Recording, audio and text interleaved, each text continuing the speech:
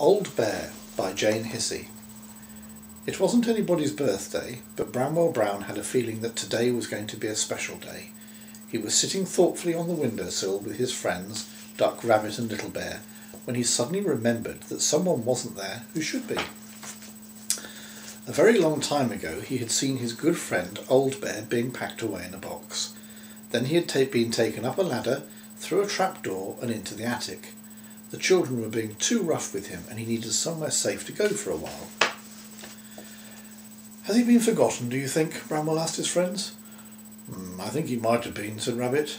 "Well," said Little Bear, "isn't it time he came back down with us? The children are older now and would look after him properly. Let's go and get him." "What a marvellous idea," said Bramwell. "But how can we rescue him? It's a long way up to the attic and we haven't got a ladder." "We could build a tower of bricks," suggested Little Bear. Rabbit collected all the bricks and the others set about building the tower. It grew very tall, and Little Bear was just putting on the last brick when the tower began to wobble. "Look out!" he cried as the whole thing came tumbling down. "Never mind," said Bramwell, helping Little Bear to his feet. "We'll just have to think of something else." "Let's try making ourselves into a tower," said Duck. "Good idea," said Bramwell. Little Bear climbed on top of Rabbit's head and Rabbit hopped onto Duck's beak. They stretched up as far as they could, but then Duck opened his beak to say something, as ducks do. Rabbit wobbled and they all collapsed on top of Bramwell. "Sorry," said Duck. "Perhaps that wasn't a very good idea." "Not one of your best," said Bramwell from somewhere underneath the heap. "I know," said Rabbit. "Let's try bouncing on the bed." "Trust you to think of that," said Bramwell. "You never can resist a bit of bouncing, especially when it's not allowed." Rabbit climbed onto the bed and began to bounce up and down. The others joined him, but they bounced higher and higher, but still they couldn't reach the trapdoor in the ceiling. Duck began to cry. "Oh dear," he sobbed. "What are we going to do now? We'll never be able to rescue Old Bear and he'll be stuck up forever.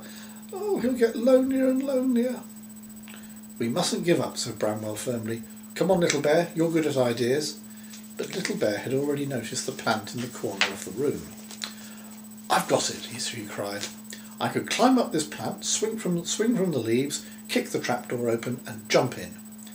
In case it wobbled, Bramwell Brown, Duck and Rabbit steadied the pot. Little Bear bravely climbed up the plant until he reached the very top leaf. He took hold of it and started to swing to and fro, but he swung so hard that the leaf broke and he went crashing down. Luckily, Bramwell Brown was right underneath to catch him in his paws. "That was a rotten idea," said Little Bear. "What I was thinking," said Duck, "was it is a pity that I can't fly very well, as I could have been quite a help." "Aha!" said Bramwell. "That, my dear Duck, has given me a very good idea. I really think this one might work." In the corner of the playroom was a little wooden aeroplane with a propeller that went round and round. "We could use this plane to get to the trapdoor," said Bramwell. "Rather dangerous, I know, but quite honestly I can't bear to think of Old Bear up there alone for a minute longer." "I'll be pilot," said Rabbit, hopping up and down, making aeroplane noises. "And I'll stand on the back and push the trapdoor open with my paintbrush," said Little Bear. "But how will you get down?" asked Duck. "I've already thought of that," said Bramwell, who hadn't really, but quickly did. "They can use these handkerchiefs as parachutes, and we'll catch them in a blanket." Bramwell gave Little Bear 2 big handkerchiefs and a torch so that he could see into the attic. Then he began to wind up the propeller of the plane. Rabbit and Little Bear climbed aboard, and Bramwell began the countdown. 5, 4, 3, 2, 1, 0! They were off. The plane whizzed along the carpet and flew up into the air. The little plane flew beautifully, and the first time they passed the trapdoor, Little Bear was able to push the lid open with his paintbrush. Then Rabbit circled the plane again, this time very close to the hole. Little Bear grabbed the edge, and with a mighty heave he pulled himself inside. He got out his torch and looked around. The attic was very dark and quiet, full of boxes, old clothes and dust. He couldn't see Old Bear anywhere.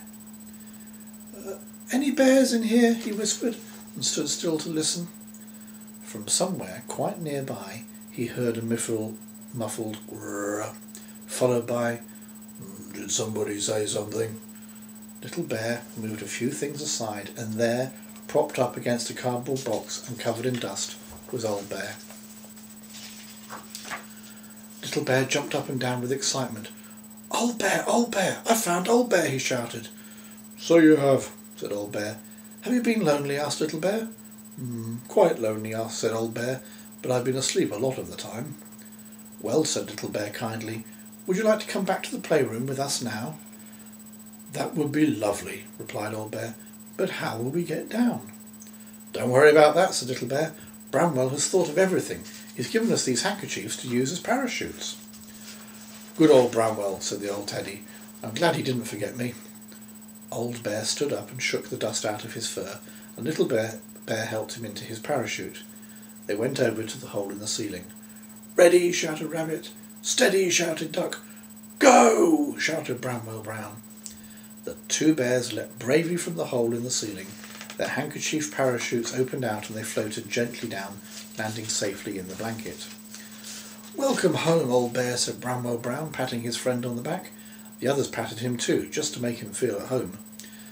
It's nice to have you back, they said. It's nice to be back, replied Old Bear. That night, when all the animals were tucked up in bed, Bramwell thought about the day's adventures and looked at the others. Rabbit was dreaming excited dreams about bouncing as high as an aeroplane. Duck was dreaming that he could really fly and was rescuing bears from all sorts of high places. Little Bear was dreaming of all the interesting things he had seen in the attic, and Old Bear was dreaming about the good times he would have now he was back with his friends.